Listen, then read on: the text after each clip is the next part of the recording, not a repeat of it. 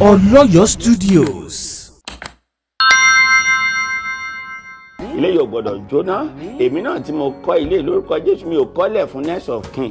Mo kọ́lẹ̀ kí n lò fúnra mi ni. Olúwa èmi àti ìyàwó mi. Olúwa jẹ́ ká lò wá 150 years láyé. Jẹ́ ká lò 150 years. Ọmọ wa náà ti máa gbẹ́ni lé 120 or 130 years nígbà yẹn. Nígbà táwọn bàbá kú kájọ kó papọ̀. Torí pé mi ò fẹ́ kọ́ ìfilẹ̀. Ẹ kú dédé àsìkò yìí ẹ̀yin tí ẹ ń wò wá lásìkò yìí. Ẹ káàbọ̀ sí àkọ́tún ètò Kíṣu tó diyán. Àwọn àgbà bọ̀ wọ́n ní kíṣu tó diyán agúnṣulódó. Kágbàdo tó dẹ̀kọ́. A lò wọ́n papọ̀ kọ́mọ tó wáyé sì já àbí bàbá ká tó bì yá lérí ọ̀rọ̀ àlejò wa ẹ bá ń kí àwọn ará ilé kẹ́ẹ̀dá kan yín. Mo kí gbogbo ẹ̀yin ará ilé àti ẹ̀yin olólùfẹ́ mi káàkiri gbogbo àgbáyé. Orúkọ mi ni Ọmọọba Adétòkunbọ̀ Malvins. Ọmọọba Adétòkunbọ̀ Malvins. Ọmọọba tẹ dárúkọ ṣé ìdílé ọba lẹ ti jáde ní. I'm from the royal family of Adéyẹmí níjẹ̀bú. Níjẹ̀bú apábo níjẹ̀bú. Ìjẹ̀bú Ìkìjà. Ìjẹ̀bú Ìkìjà. Ọjà bẹ́ẹ̀ òṣèré orí ìtàgé ni yín. Eré kí lajá ń bẹ́kùn ṣe ọ̀rẹ́ kí ni mẹkáníìkì àtẹnutó ní mọ́tò fẹ́ máa ṣe à ń parọ́ fúnra wa ni torí pé tí àwọn ò bá ní problem àwa ò lè jẹun. Olúwa agbé ògbó àwọn kọ́sọ̀mà wa síwájú yín agbé ògbó mọ́tò wọn síwájú yín lóòrọ̀ yìí a ò fẹ́ káwọn kọ́sọ̀mà wa a ò fẹ́ kí wọ́n kú o àmọ́ a fẹ́ kí mọ́tò wọn ní problem. Ọmọọba Tókunbọ̀ Malvins tá a bá bí ni bó ni ẹ ṣe bẹ̀rẹ̀. Iṣẹ́ tíátà mo bẹ̀rẹ̀ láti primary school. Okay.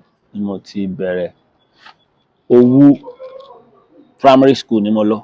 Òwu primary school. Òwu Ìjẹ̀bú primary school ni mo lọ. Okay. So láti primary school ni mo ti bẹ̀rẹ̀ ẹ mọ̀ táwọn student bá jáde break àmì àlọ́ gbá bọ́ọ̀lù lọ fò kéńké lọ ṣe nǹkan tí n bá ti jáde break máa kàn dá jókòó máa rí pé láti gbà kékeré yẹn bí kí ọkàn dá máa ṣe rìhásà máa dá ṣe rìhásà mo ti ń ṣe unfortunately láti primary school náà làwọn teachers wa ti discover mi láti máa ń ṣe stage play díẹ̀díẹ̀ fáwọn bí end of the kò ń ṣèsìn ìgbà end of the year party in December a máa ṣe stage play a máa ṣe send forth God bless you so a máa ṣe so agbábẹ cross secondary school náà mo lọ sówó Ìkìjà community grammar school a continue nbẹ mo ṣe dáadáa in fact aláǹfààní àti ṣe stage play lọ́dún náà lọ́hùn as student ta ṣe stage play ní community grammar owó Ìkìjà community grammar school táwọn tó dẹ̀ jẹ́ student tó máa fowó wá nígbà yẹn. Wow. Bẹ́ẹ̀ni. ó intense yóò ti tó bí ọdún mélòó. 1985 ni mo wọ secondary school. 1985. Bẹ́ẹ̀ni. Ó ti pẹ́ gan o. 1985 ni mo wọ secondary school. Ìgbà náà dẹ̀ nìyí àwọn wọ́n sọ pé tí ọwọ́ ọmọ ò bá tí ì tó etí kò ní wọlé ìwé. Àwọn mi ti kọjá ẹtí ń gbà yẹn. Kí n tó bẹ̀rẹ̀ sọ. 1985. Bẹ́ẹ̀ni. Ọmọọba Tókunbọ̀ Malvins tí a bá bí ni ẹ ti lò tó bí kérésì mélòó àbí iṣẹ́léyà ni ẹ ti lò. Kérésì mélòó láì sọ ọmọdún mi nìyẹn. Pẹ̀lú agbára Ọlọ́run ní June 25 ọdún yìí mo pé ọmọ ọdún kan ó lé láàdọ́ta 51 years. 51 years. Wow. Ó ti pẹ́ o Ọlọ́run jẹ́ àtún máa rí yín pẹ́. Ọmọọba Tókunbọ̀ Malvins lẹ́yìn tẹ́ kúrò ní community grammar school ǹjẹ́ ó ní àwọn iléèwé mi tẹ́ tún láǹfààní. Mi ṣe tán ní community grammar school yẹn scholarship mo fi wọ secondary school nígbà yẹn so nígbà tá a máa fi wà ní form 2 ìjọba change ọwọ́ so scholarship yẹn lapse so mo ní láti wá sẹ́kọ̀ọ́ mo wá sí Baptist Academy ní Ọbaníkòrò ibẹ̀ ni ibẹ̀ ni mo ti ṣe tán ní secondary school and after the secondary school àlẹ́ àǹfààní àti kọjá ibì kankan educational wise. So àtìgbà náà lẹ ti wá kúrò níbẹ̀ lẹ ti bọ́ sóko eré. Pẹrẹwu ni o mo ìjókòó yìí mi kọ́ṣẹ́ kankan láyé mi kọ́ kankan. Àti eré tíátà yìí náà. No àti pé ẹ mọ̀ pẹ̀lú mi níbi iṣẹ́ wa yìí ara mi tó jẹ́ tailor ni wọ́n àgbẹ̀dẹ èmi ò kọ́ kankan pé mo kàn jáde secondary school mo kàn bọ́ sí field eré. Lọ kọ́ sí ọwọ́ kankan. Rárá and then nígbà tí mo fẹ́ ṣe yẹn ó le díẹ̀ popsi mi ò fààyè gbà torí gbogbo time yẹn believe àwọn parents ń gbà yẹn ni pé tó o bá ti láyà tó o ti lóògùn tó o ní babaláwo tó gbójúlé tó o hàn bí ẹ̀dá dáàdì mi dẹ̀ láwọn níbi táwọn fẹ́ sáré lọ so pé mi lè ṣe tíátà but because ó wà lẹ́mìí mi gan gbogbo nǹkan sọ wọ̀ mí létí mo kàn di ẹrù mi èmi dẹ̀ kó ń lé ni. lè bá gba okòrè lọ gbogbo kórè lọ. ọ̀dọ̀ ta lè dé sí lókòrè ṣe mọ̀ pé wọ́n á sọ pé béèyàn bá dé irú iṣẹ́ yìí ó gbọ́dọ̀ lọ́gàá kan. bẹ́ẹ̀ni orúkọ ọ̀gá mi is a late Prophet Ṣọpẹ́ Ẹnilọ́lọ́bọ̀. Prophet Ṣọpẹ́ Ẹnilọ́lọ́bọ̀. wọn ò sí mọ́ báyìí. wọn ò sí mọ́ báyìí. a máa ń ṣe rehearsal grand wa yẹn wà ní Láwàní street ká tó dé Jíbówú. bí ọdún wo ni. ọ̀rọ̀ tí mò ń sọ sí yìí láti bí 1993 nìyẹn ni mo ti wà pẹ̀lú ọ̀gá mi. 1993 mo ti wà pẹ̀lú ọ̀gá mi. ọjọ́ orí yín gangan ẹ tó ẹni ọdún 51 years. bẹ́ẹ̀ni. so tẹ́ ẹ ti wá wà ní oko. 1993 yẹn mo wà bí 20 years. wow 20 years mo wà. so ó túmọ̀ sí wípé ẹ ti lò kọjá ọgbọ̀n ọdún. mo ti lò kọjá ọgbọ̀n ọdún ní iṣẹ́ tíátà. ọ̀dọ̀ ọ̀gá mi yẹn ni mo lọ mo kẹ́rù mi kúrò nílé mo lọ sọ́dọ̀ ọ̀gá mi yẹn mo ń gbé ní nọ́mbà 4 mo mọ̀ ń fi nọ́mbà mo ń fi àdírẹ́sì sí i káwọn tí ó bá mọ̀ kọ́ lè máa sọ pé n tó ń sọ yìí òótọ́ ni mo lọ sọ́dọ̀ ọ̀gá mi yẹn ń gbà yẹn máa ń pe street yẹn ní nọ́mbà 4 Adéwùsì street ní Fádèyí ọ̀dọ̀ wọn ni mò ń gbé but rehearsal wa wà ní Lawani street very close to Jíbówú ibẹ̀ la ti ń ṣe rehearsal so mò ń kọ́ṣẹ́ iṣẹ́ tàdé ń kọ́ ń gbà ẹ̀kọ́ iṣẹ́ tó ń kọ́ ń sìn iṣẹ́ tá à ń kọ́ ń gbà yẹn iṣẹ́ tí ò lọ́jọ́ ni ìsìnlọ́mọ kan máa dé tó wá lóun fẹ́ kọ́ṣẹ́ ọdún kan ọdún méjì ń gbà yẹn kàn ń kọ́ṣẹ́ lọ ni ṣùgbọ́n tó máa di around 1997 ọ̀gá mi ní calling fún iṣẹ́ wòlíì so ẹni tó dẹ̀ tó ń ṣe wòlíì lọ́dọ̀ wá sọ pé wọn ò lè máa ṣe wòlíì wọ́n ṣe fíìmù so lọ́gá mi fi quit film and as at then èmi ni the most senior ọmọọṣẹ́ nígbà yẹn ẹ̀yin ni ẹ dàgbà jù ní àwọn ọmọọṣẹ́ ọ̀gá mi èmi náà gan mo ti bá débi tí mo máa ń kọ́ àwọn ẹlẹgbẹ́ mi ní rí bẹ́ẹ̀ ni níbẹ̀ so èmi kàn decide pé okay if that is the case Cameroon ẹ lọ but àwọn ìyẹn ò fẹ́ gbà fún mi so mo kàn ra kó láàrin wọn mo á lọ dá eré tèmi sílẹ̀ pẹ̀lú àwọn ọ̀rẹ́ mi méjì àwa ń pè ní Delight Playhouse ní Mushin lọ́dún wo nìyẹn. that should be around 97 yẹn náà ni. 97 bí ọdún mẹ́rin márùn sí ìgbà náà bẹ́ẹ̀ni 97 Delight Playhouse. Ọmọọba Tókunbọ̀ Marvins ẹ̀kọ́ àtúntò látàárọ̀ ọ̀rọ̀ à ń dẹ́rìn pòṣónú aṣọ̀rọ̀ kan àwọn ayé ti gbà á wọ́n ti rẹ́rìn lọ wọ́n ti rẹ́rìn bọ̀ bó ni ó ṣe bẹ̀rẹ̀. Bó ló ṣe bẹ̀rẹ̀. tí n bá sọ bó ṣe bẹ̀rẹ̀ tí wàá gbé mi mọ́ mo ń parọ́ ni. ìdí àti túmọ̀ ni pé láti bẹ̀rẹ̀ pẹ̀pẹ̀ eré kí wọ́n máa pọ̀fọ̀ ni mo láì. kí ẹ máa pọ̀fọ̀ kí wọ́n máa ṣe bí àwọn abìjà ilé ológun ọ̀pára wọn yẹn bí mo nífẹ̀ẹ́ sí. bó ṣe wá change yẹn mi ò mọ̀. so mo kò ṣàkọrí pé ó táwọn àsìkò kan nígbà yẹn àwọn eléré orí ìtàgé wọ́n máa ń ṣe kí nìkan tó máa ń pè ní àṣálẹ́ òṣèré artist night bóyá ẹnìkan bímọ ẹnìkan kú ẹnìkan ṣe kí nìkan a máa ṣàkóra wa papọ̀ so most of yín tó máa ń ṣe ń gbà yẹn ní Mushin generally Mushin locality mo wà lára àwọn tí mo lè sọ pé èmi ní MC tí wọ́n lò jù ní Mushin gẹ́gẹ́ bí adarí eré MC adarí ètò so gradually ibẹ̀ ni àwọn ẹ̀bùn yẹn ti wá ń ṣẹ́yọ ló ti ń jẹyọ dáadáa. yàtọ̀ sí wípé ẹ jẹ́ òṣèré orí ìtàgé bẹ́ẹ̀ni ẹ tún darí ètò níbi ayẹyẹ. ìyẹn lọ́bẹ̀ ìyẹn tí mo sọ yìí ọbẹ̀ nìyẹn MC yẹn ẹ̀bùn ni.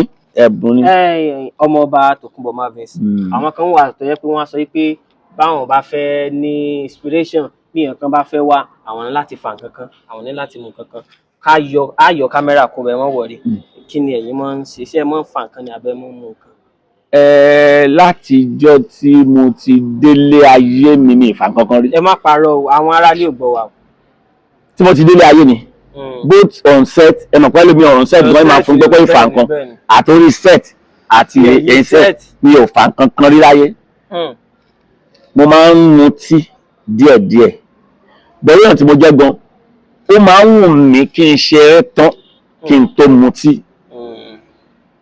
pé kí ó bá jẹ́ wípé òun so ẹlòmíì wà ó ti fi nǹkan yẹn build ara ẹ̀ we have some comedians wọ́n máa ń tijú actors mi wà tó máa ń tijú tó wọ́n máa ń tijú yẹn wọ́n máa fẹ́ fi nǹkan kan léèsì ojú mi fi kódà ó máa ń fẹ́ rẹ brain mi ó máa ń fẹ́ rẹ brain mi tí n bá ṣá nǹkan kan sí.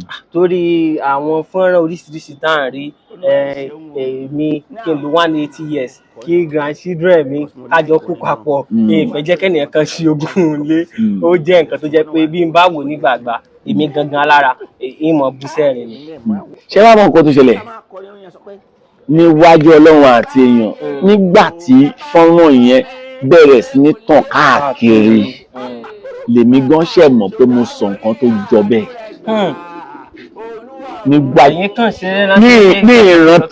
ní ìrántí dẹ̀rẹ́tọ̀ kan sọ pé Akówálé ẹ máa ṣe prayer sílé tuntun so kíní yẹn kàn wá and the kind of person I am action ni máa ń dóde. director ṣáà ti pé action. so tó bá ti ń àwọn actor mi wà tí director bá ń fọn online wọn máa jagbà mọ́ director lẹ́nu ni wọ́n máa fẹ́ máa fi tọ̀dọ̀ wọn sí táyì tí director bá ń sọ mò ń build mí sínú orí mi ni èwo ni màá kíbọ̀ so action tí n bá ti gbọ́ yẹn wọ́n máa flow ni. ọ̀nà àkúnlé àkùn kankan but àtò ike ọ̀dà jọ ọlọ́run mọ̀ bí tá a ti rí ike ọ̀dà bàbá ẹ ṣeun ọba tó gbà wá lọ́wọ́ ike ọ̀dà ilé fèsì. ó dà ẹ ṣeun gan ẹ kú àtúntò lọ látàárọ̀ lẹ́ẹ̀kan sí Yorùbá bọ̀ wọ́n ní bójú ò bá rí ohun bí okùn kò lè rí ohun bí dẹ́ bí dẹ́ ọjọ́ tó dùn wà ọjọ́ tó rí bákejì náà wà ìjẹ́ a rí ọjọ́ tí jẹ́ pé inú yín dùn jù tẹ̀ iṣẹ́ fíìmù yìí ń ṣe ń fi ọmọ lọ́wọ́ ni ìjẹ́ a rí ọjọ́ náà. ṣe rí nǹkan tó jẹ́ kí n mọ̀ pọ́n náà kọ́kọ́ wà nídìí iṣẹ́ yìí nígbà tí mo jáde ní secondary school ní 1991 mo lọ ń teach ní school yẹn wà ní Jíbówú wọ́n máa ń fún mi ní salary ìgbà yẹn mo ń gba 1,200 lóṣù ní Jíbówú ọdún wo nìyẹn 91 nígbà tí mo kó ń bẹ̀ bí 91 92 yẹn mo lọ sí law firm kan ó wà ní Jíbówú náà barrister Ṣẹ́gun Ọ̀nàkọ̀yà Ṣẹ́gun Chambers mo lọ ṣiṣẹ́ ń bẹ̀ lọ́dún yẹn wọ́n fún mi ní 3,500. owó yín tó ti gbé pẹ́ẹ́lí sí. 3,500 mo ń gbà lóṣù. pé èèyàn máa wá pè mí nídìí iṣẹ́ MC tó fún mi lówó pé àwọn fẹ́ pè mí sí iṣẹ́ ó tún wá jẹ́ ìkómọ àárín ọ̀sẹ̀ ọjọ́ Thursday. wọ́n wá darí ayẹyẹ wọ́n fún mi 3,500. lọ́jọ́ kan. owó tí mò ń gbà lóṣù. wọ́n á fún yín lọ́jọ́ kan. mo wá dé patí yẹn mo wá pa owó tó ń lọ bí abí 9,000 owó oṣù mẹ́ta ni mi. ó lọ bí 12,500. àfi kí n tẹra mọ́ ọ̀nà ilé kí n fi à ń kó fáìlì burúkú kan kiri lẹ̀ báyìí. pé ibi gan lọ náà. mo sọ ṣọ́ọ̀kì sí gbóni ẹ̀ tí mo da fáìlì nù. mo wá ń tẹra mọ́ ilé wa dùn bẹ́ẹ̀ ni pé. tẹ̀rọ ti jẹ́ pé ọjọ́ yẹn báyìí ìlú yẹn dùn tẹ́ ń dúpẹ́ fọlọ́n pé mo ṣiṣẹ́ yẹn fi ọmọ lọ́wọ́. mo wà lé ńjọ́ yẹn ni mo kàn rí strange kọ̀ọ̀kan ó wá jẹ́ bí American number. ẹni yẹn kàn pè mí ní zizi tó gbọ́n má bí skinny kan mi yes ó bá dárúkọ ẹ̀ pé láti Amẹ́ríkà ni so àwọn fẹ́ gbé mi lọ Amẹ́ríkà kí n lọ ṣe MC àdèmáṣe touch of drama ẹ̀rín kan pa mi pé wèrè fẹ́ kidnap wèrè ní ìwà táìmù yẹn mo ṣẹ̀gbọ́n kan gbé 1.7 ẹnìkan fún mi so táìmù ẹlẹ́ni ẹ̀ wá pè mí sí pé òun fẹ́ gbé mi lọ Amẹ́ríkà pé ẹni tí mi mọ̀ ṣé mo máa ń gbé ẹ̀ lọ Amẹ́ríkà ni ẹ̀ gbé ẹ̀ lọ Amẹ́ríkà kankan ẹ̀ bá fọ̀rọ̀ gùn ẹni tó fún nọ́mbà mi wá pè mí pé ẹni ò kì í ṣe 419 o àdẹ̀wà sọ̀rọ̀ ọ̀rọ̀ yẹn dẹ̀ wá gún adẹ̀ lọ ṣe interview wọ́n dẹ̀ fún mi visa mo ké láti embassy délé ni that was ìjọ tí mi kọ́kọ́ dùn jù láyé níbi iṣẹ́ tí mi ò lè gbàgbé pé so mo máa bá iṣẹ́ yìí máa bá dé lu òyìnbó máa bá wọ plane lọ lu òyìnbó láì mẹ́ni tó gbé mi lọ rí láti lọ ṣe fún òyìnbó. That was the first time, 2009. 2009. Nǹkan bí ọdún. Bí 15 years ago. Wow, ọdún mẹ́ẹ̀ẹ́dógún sísìn. Bẹ́ẹ̀. Wow. Ó dà. Bàbá mo mọ̀ pé yóò pọ̀ lọ tó jẹ́ pé ọjọ́ tínú yín máa dùn ó máa pọ̀ lọ sọ àdàdà. Àmọ́ ọjọ́ kejì náà tó jẹ́ pé wò pé ilẹ̀ fẹ́ lọ yìí o. Ṣé èsì pé ń fi iṣẹ́ lẹ̀ ń gbà lóyìnbó lọ ń gbọ́n pépà mi pẹ́pẹ́ ń lọ mọ̀ fi ṣiṣẹ́ lọ ń járe ọjọ́ náà. Àwọn míì máa ń ní mo lè sọ pé mi ò ní rí. Ní ọjọ́ tó jẹ́ pé ilẹ̀ fẹ́ kó yìí ó lè jẹ́ pé ṣẹlẹ̀ kan ló ṣẹlẹ̀ o kó jẹ́ kó má jẹ́ sẹ́yìn gbọ̀ngàn dẹ́ pé bóyá ẹ̀gbin kankan ta bá yín níbi oko eré bí tẹ́ ti ń ṣiṣẹ́ àbáwọn ọmọ ta kan wọ́n kàn pàgò mọ́lẹ̀ pé ó yá ẹni dúró bẹ́ẹ̀ kankan. ṣe rí torí pé decision tó le fún mi ni láti take bí rántí mo sọ ń bẹ̀rẹ̀ mo ní ti kú òǹlé bí mo ṣe fẹ́ kú òǹlé bàbá mi sọ fún mi pé bó o ṣe ń lọ yìí o mò ń kọ́ ẹ lọ́mọ ni o bó sọ pé n tí mo sọ pé kó o má ṣe ló fẹ́ lọ ṣe mo kọ́ ẹ lọ́mọ ni o so ó ti wà ní bẹ́ẹ̀ mi pé gbogbo nǹkan tó bá dé lẹ́nu iṣẹ́ yìí mi ò rí nǹkan kan tó lè discourage mi àfi kẹ́ fara mọ́ àfi kí n ṣe so gbogbo anything tó bá wá dé mo máa ń fúnra mi ní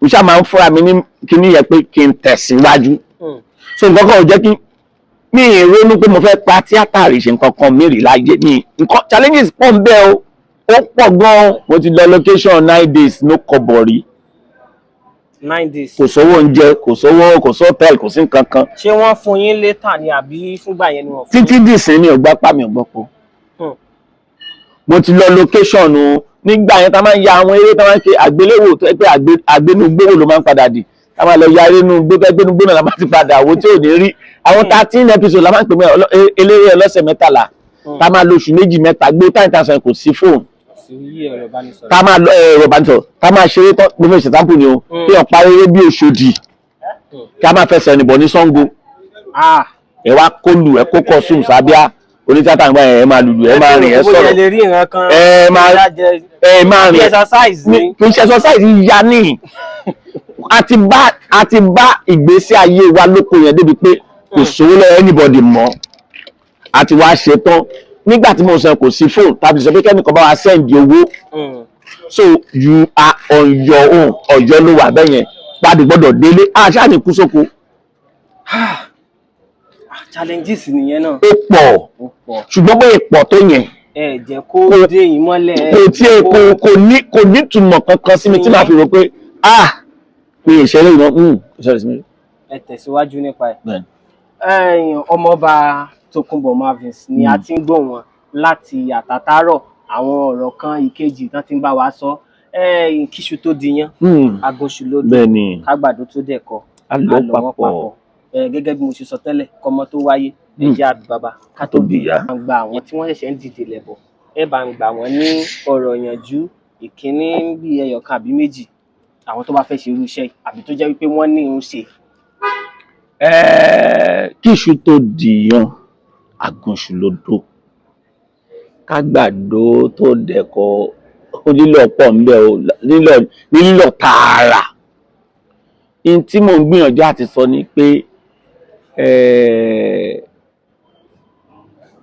iṣẹ́ yìí ń yàn lọ́kàn tó fẹ́ ṣe ní lọ́kàn kó tó kúrò lé pé ìyá wà ń díẹ̀ ẹni tí ò bá dẹ̀ ti lè jìyà nǹkan kan láyé kò lè jọrọ̀ àfaradà ni first thing nǹkan àkọ́kọ́ tó gbọ́dọ̀ kọ́kọ́ mú dání tó bá ti ń bọ̀ ojú ẹ̀ máa rẹ̀gbìn o máa rí yà o bọ̀ kó kàn láfaradà pẹ̀lú ẹ̀mí akin pé gbogbo ohun tó bá dé mo fẹ́ débi tí mo fẹ́ dé nídìí iṣẹ́ yìí lẹ́yìn yẹn ní tó lè fi kó gbò iṣẹ́ ìjà nìyẹn. kó ní àfaradà. Kó wá ní self determination kó ní ìpinnu pé gbogbo nǹkan tó lè dé mo máa ṣe tèmi là nídìí iṣẹ́ yìí bẹ́ẹ̀ ni. ó dà ẹ ṣeun gidi gan, a dúpẹ́ púpọ̀ ní ọwọ́ yín ọmọọba Marvins Tókunbọ̀. Bàbá. Àwọn nǹkan míì wo lẹ tún lè ṣe yàtọ̀ sí pé ẹ ṣe orí ìtàgé ti sọ pé ẹ ń darí ayẹyẹ, ǹjẹ́ ó ní àwọn nǹkan míì tó jẹ́ pé bẹ́ẹ̀ bá ṣeré orí ìtàgé tẹ́ ẹ̀ darí ayẹyẹ àwọn nǹkan míì wo lẹ tún lè ṣe? Mo máa ń kọrin, mo máa ń lùlù. Irú orin wo? Hip hop? Hip hop kọ máa ń kọrin church. Máa ń kọrin ní church. Kódà ṣe lè báńkì oríkì Ìjẹ̀bú ní ráńpẹ́. Ìbọn ọmọ Ìjẹ̀bú ni yín. Èmi ò ń kó oríkì àwọn tó máa ń chàǹtì ló máa ń tó. Tí máa ní à. Ẹ mọ̀ pé mi sọ pé mo ké mi wì kí lẹ́kọ̀ọ́ mi ń kéwì mi méwì kí ẹ. Ká ní mo wá pè yín wá pé à. Ẹ lè pè mí, mo ní mi ń kéwì iṣẹ́ tó máa ń kéwì máa ń tó bí bàbá ìgbé ràn gíṣẹ́ fún mi ni. Béèyàn bá wá fún yín ní iṣẹ́ láti tà pé a pè yín sóko eré o, ẹ fẹ́ ṣe bí ajó bí ewé ni o. Ẹ kọ́ lẹ́yìn tó bá fẹ́ jó bí ewé mi ò ní èjì mi ọmọ jó bí gbọmọ tí ìjó bí aṣọ dídùn ọmọ jó bí ẹni tó bá fẹ́ jó bí mi ò ní kéwì kankan mi ń ṣe léwì. Division of labour wà ní iṣẹ́ wa. láfi láwọn tó yẹ pé wọ́n ń ṣe babaláwo aláwọn tó ń ṣe gbá kan wọ́n máa sọ pé ó dáa kí wọ́n jẹ́ complete actor bọ̀dé apá abẹ yẹn I am not complete mi ìjọba mi láàmú. ẹ sọ síwájú ẹ sọ wípé eré babaláwo ló wù yín kẹ́ mọ̀ ṣe. mo ti gbàgbé ti pẹ́. kíyàn bá wá fẹ́ mú wá padà pé ó yẹ wá kéwì. kọ́lọ́ mo fẹ́ lò mí. ẹ̀yin ni mo fẹ́ pè.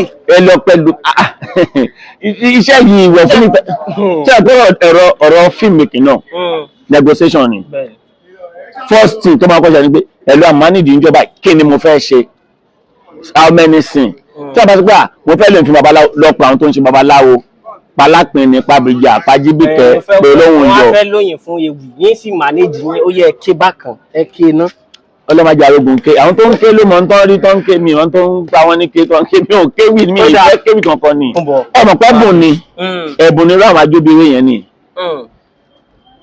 ọlọ́mọ máa ń mọ̀ ṣá ó máa ń mọ̀ ṣàwọn èèyàn yan ni. ó máa ṣàwọn èèyàn. ẹ̀wò láti gbà tó Adébíyì ti wà àwọn èèyàn tó ń kéwì pọ̀ o gbèyàn tó bá stardom Adébíyì dàrọ ìkọlọmú wá. So àwọn àṣàyàn èèyàn wà bẹ́ẹ̀ so nǹkan tọ́lọ́wọ̀n bá ti wá fún yàn lẹ́bùn ẹ̀ kéèyàn má nà yimú lọ́bẹ̀ kó má ranjú kankan lọ́bẹ̀ kó má padà bá kábùkù ló máa ń fàtẹ́ pé ìgbà míì Barrister ní tẹ́nìkan bá ń kọrin tí ò bá dùn ṣe bó ń fetí ara ẹ̀ gbọ́ so àwọn tó wá dẹ́kun ló wá ní ẹni yóò tiẹ̀ dá kò mọ kí nìyẹn ṣe because ó ń fagídí ṣe é ni so ilé ìtọ́lọ́run fún mi tí mo mọ̀ ìdí mo ń fi ìrọ̀rùn ṣe àwọn máa ní ó ń ṣe àwàdà ẹ̀ pẹ̀lú ìrọ̀rùn ìrọ̀rùn mi lọ àwàdà rọ̀ mí lọ́rùn gan eré pálawàdà fún mi. ẹ ṣeun adúpẹ́ púpọ̀ ní ọwọ́ yín adúpẹ́ pé tá a bá pè yín lọ́jọ́ mi ẹ jẹ wá. ẹ tí fún mi lórí ilé ìtẹ̀tẹ̀ mi fún mi. ẹ jẹ́ apá kámẹ́rà náà bá a bá pè yín lọ́jọ́ mi ẹ jẹ wá ẹ sọ fáwọn aráalé pé bẹ́ẹ̀ bá pè wá sórí ètò Kíṣù tó Diyán jọ́ mi o á jẹ yín o. bọ́n sọ́jọ́ àwọn aráalé tó bá ti fún mi lórí ilé àwọn aráalé ẹ má retí mi lórí ètò Kíṣù tó Diyán tó ló mi ṣe anything ọlọ́yọ̀ báyìí anything tó bá ti là mí lóògùn báyìí mo fẹ́ gbowó ni ó máa ṣe dáa tí mo ṣe láyé ní ilé káyé àṣẹdáa tí mo ti ṣe mo ti lọ ṣiṣẹ́ lọ́jọ́ tẹ́ni ẹ̀rẹ́ máa lọlé ẹ̀ máa rà láti. ẹ̀wà tí ì rí. mo délé mo rí 3-5 látọ̀yọ́. bóyá báńkì yẹn ni. ọlọ́yọ̀ recently ọ̀rọ̀ tí mo sọ̀rọ̀ last year ni mo fẹ́ dárúkọ artist yẹn very notable artist pè mí sí location mo lọ bá ṣe 3 scenes mo délé send 5,000. àbí 50,000. 5,000 mo tún yẹ pé àbí 0 yẹn hide sínú 5 ni. àbí 500. mo ń fọwọ́ fẹ́ aláàtì yẹn báyìí kò jọ 5,000. ṣé kí ẹ ṣe pé báńkì yẹn ní í yọwọ́. kí ló ń jẹ́ báńkì bẹ́ẹ̀ kẹ́ PWC ni báńkì. tó bá tẹ̀ wá ṣe rẹ̀ ṣé bí màá ṣe ara alert nígbà tí bá ní 45 tó bá send 50 aṣáàdì 95 50 ní 45 bí ó bí pé 5 ló send yẹn. 5,000. So ilé ìta ṣe ká má pàmò ìṣe jokes apart tó bá fún lórí interview lè má gbé kámẹ́rà díwájú mọ́ ẹ̀yà ara lé bọ́ mo já ẹni o. ẹ má ti lọ ẹ bá mi sọ àwọn ọ̀rọ̀ mẹ́wàá tó bẹ̀rẹ̀ látòrí ha mẹ́wàá. apá ẹ má jò pẹ́ o ó di ní. ajá ó di méjì. àga ó di mẹ́ta. alárì ó di mẹ́rin. àgbẹ̀ ó di márùn-ún. àgbàyà ó di mẹ́fà. àgbákò ọlọ́mọdé wà lágbàyà ọlọ́mọdé arágbákò. àgbákò ó di méje. àgbàyan. èwo ni jágbáyan. olódo ẹgbẹ́ ìbéèrè báyìí mọ́. àgbáyan àbí àgbáyan. àgbàyan àgbàyan ẹni kíní bí onírin báyìí tí wọ́n máa ń kó nǹkan tó bá fẹ́ smoke ẹ̀. àgbáyan. ẹ náà ń pè bẹ́ẹ̀ ni. ó yàtọ̀ sí ayanran. ó yàtọ̀ ẹ mọ̀ pé ìlú ló lórúkọ tó ń pè nǹkan Ìjẹ̀bú ò ní pè láyanran láyé. ó di mẹ́jọ. ó di mẹ́jọ. agric. ṣé mo ní ẹ fún yín. yóò bá ní ẹ lò. ajobi ewé. ó di mẹ́sàn-án. Àjàbàdàn. ó dá ẹ ṣeun gan adúpẹ́ púpọ̀ lọ́wọ́ yín ẹ ṣeun Kíṣù tó Diyán ó tún bọ̀ wá sójú wòran yín ní orí Ọlọ́yọ̀ Studios ẹ subscribe síbẹ̀ ẹ máa wò kẹ́ máa share rẹ̀ God bless you very good.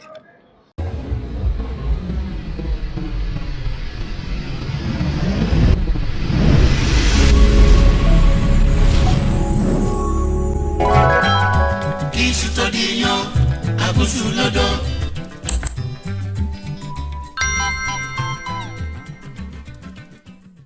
Ọlọ́yọ̀ Studios.